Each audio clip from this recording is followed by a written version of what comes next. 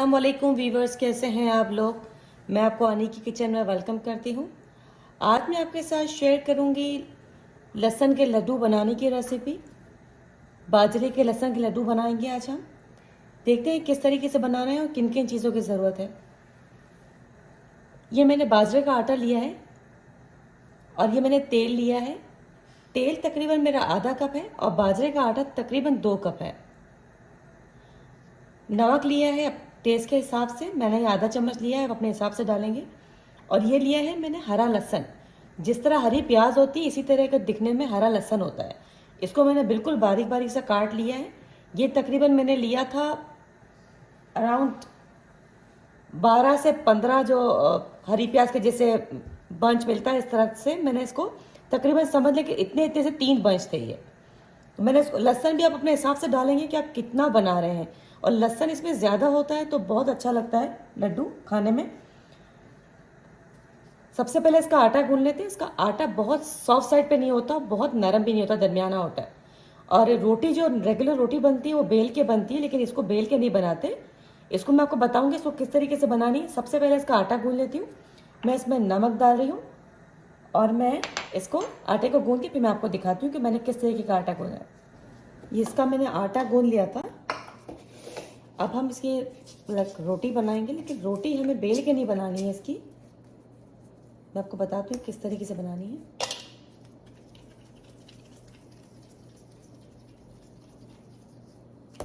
एक पेड़ा लिया है मैंने और इसको मैंने हल्के हल्के हाथों से ऐसे बेल लिया। मैं हाथ से इसको बड़ा कर रही हूँ, लाइक मैं इसको बेलन नहीं चला रही इसके ऊपर, क्योंकि ये आटा इस तरीके का होता है कि आप बेलन से इसको नहीं बेल सकते। ये मैंने हाथ से इसको बेल लिया है। अब इसको उठाने का बहुत ही आसान तरीका, अगर मैं इसको हाथ से बनाती तो शायद ये टूट जाता, लेकिन इसको इस पर बना लेते हैं ना, उठाना बहुत आसान रहता है। क्लियर रैप पे आप कोई भी बैग ले लें, शॉपर ले लें, कुछ भी ले लें क्लीन, इससे इसको ऐसा करके ये मैंने उठा लिया। अब मैं इसको मैंने तवा गरम करने रख दिया है। मैं इसको तवे पे सेक रही हूँ, आपको दिखाती हूँ। मैं तवा हमारा गरम हो चुका है, मैं इस पर डाल रही हूँ रोटी, दिखाती हूँ आपको।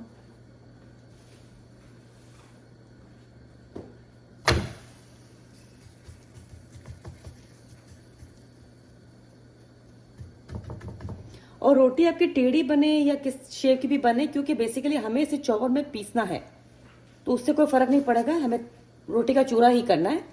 तो मैं इसको सेक रही हूँ, आपको दिखाती हूँ। फिर इसकी साइड चेंज कर रही हूँ मैं।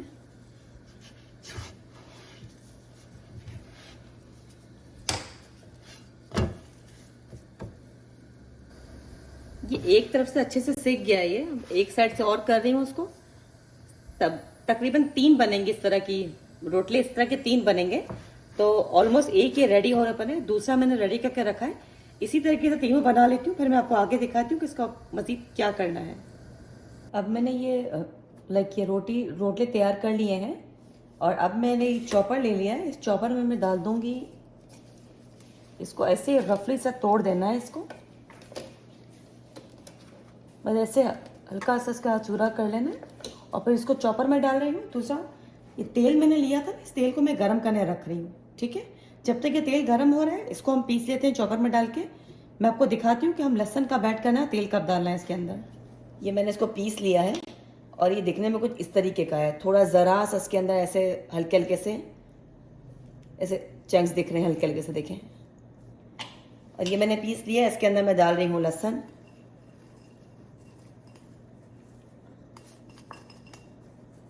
लहसुन डाल दिया मैंने। अब मैंने तेल गरम करने रखा हुआ था, अब मैं इसके अंदर गरम तेल ऐड कर रही हूँ।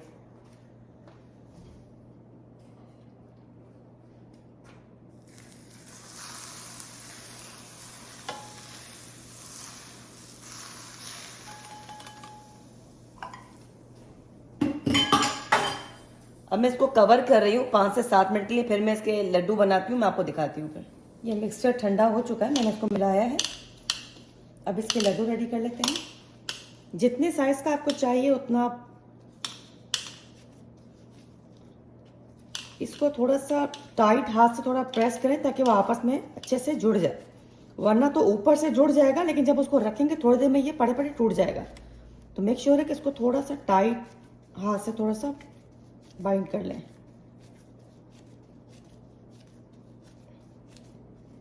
ये हमारा एक रेडी हो गया है। इसी तरीके से मैं एक और बना के दिखाती हूँ आपको।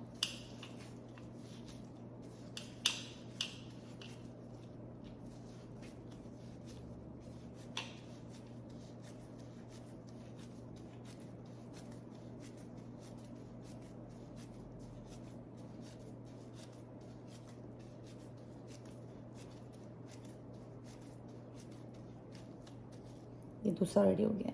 इसी तरीके से सारे मैं रेडी कर लेती हूँ और मैं फिर आपको दिखाती हूँ। इसे ट्राई कीजिएगा, इस सर्दियों में बहुत अच्छा लगता है और इससे बैंगन के भरते के साथ सर्व किया जाता है, दही के साथ खाया जाता है इसे। ये हमारे लहसुन के लड्डू बन के रेडी हैं।